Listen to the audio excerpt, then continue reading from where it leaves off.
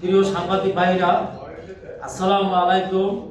আমি মোহাম্মদ শহীদুল ইসলাম শহীদ খান, প্রধান শিক্ষক, তারাবাড়িয়া মাধ্যমিক বিদ্যালয়, কাঠালিয়া জলকাঠি। বড় অঙ্কের সম্মানী 2 লক্ষ টাকা দিলে কোনো অভিযোগ থাকবে না। আমাকে উক্ত তারিখে এত নম্বর দিয়ে 13 বার ফোন দিয়েছে।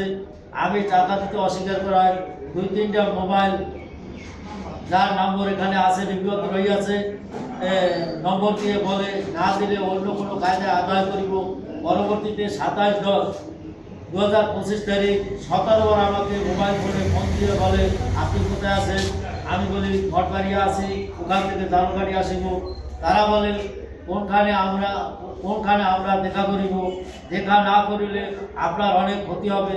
অপরদিকে সাথে থাকা কুচক্রী সহযোগী সুলাইমান হাওলাদার, পিতা হরজত আলী হাওলাদার, মোহাম্মদ দিলওয়ার শিকদার, পিতা মৃত্যু কালু শিকদার, উভয় দপ্তর বসরপুরিয়া, মোহাম্মদ এনায়েত জমাদ্দার, পিতা মৃত্যু মজিদ জমাদ্দার, সামতারামিয়া কাঠালিয়া জালকাঠি সহ অজ্ঞাত ঢাকা পরিচয় দিয়ে 4-5 জন বিদ্যালয়ে এসে প্রধান শিক্ষক কোথায় তাকে বড় অঙ্কের সম্মানী দিতে হবে এবং শিক্ষক কর্মচারীদেরও সম্মানী দিতে হবে।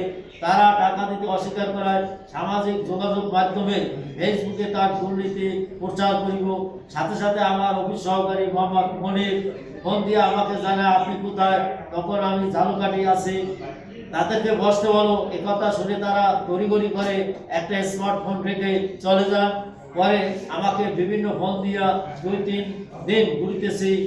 আমাদের সাথে ভান্ডারিয়া দেখা করেন।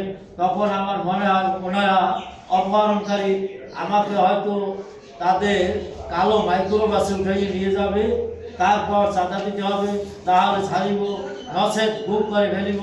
প্রকাশ থাকতে যে সকল মোবাইল নম্বর দিয়ে ফোন দিয়েছে তার রেকর্ড আমার কাছে।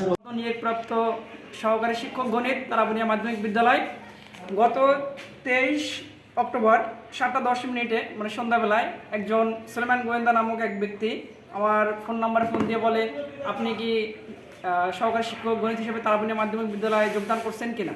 আমি জি বলার পরে উনি বলছে আপনারা বিল পাঠাইছেন। আমি বলছি যে আমরা পাঠানো হয়েছে, আপনাদের বিল তো আমরা এইভাবে আটকাইয়ে দিয়েছি, এখন যদি আপনাদের বিল ছাড়তে হয় তাহলে আপনারা তাৎক্ষণিকভাবে আপনার প্রধান শিক্ষকের সাথে যোগাযোগ করবেন। তো বিভিন্নভাবে পরবর্তীতেও আরও কল দেওয়া হয়েছে আমার ফোন নম্বরে, যেহেতু তাদের নিজস্ব কোনো সংবাদপত্র বা টেলিভিশন ভুয়া সাংবাদিক তাদের ফোন নাম্বার করে নাই। তো বিভিন্ন যে হয়রানির আমরা দৃষ্টান্তমূলক বিচার চাই, যাতে এগুলো আর আমাদের সাথে না হয়।